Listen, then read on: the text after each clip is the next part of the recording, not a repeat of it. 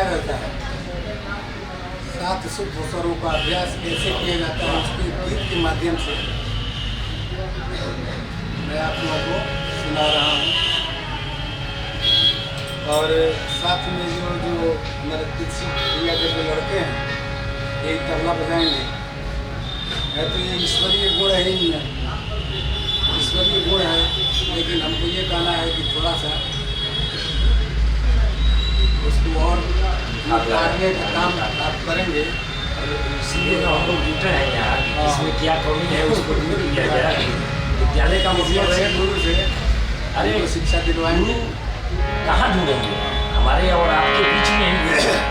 उसी को उजागर करना है, उसको थोड़ा सा नजर करें उसको बाहर। सारे गम को शुरू हो जाए।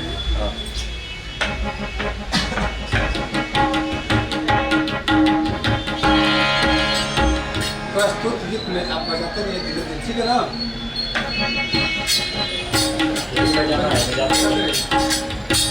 प्रस्तुत गीत में जो गीत के शब्द हैं वही लगभग स्वर के भी बोल है। जैसे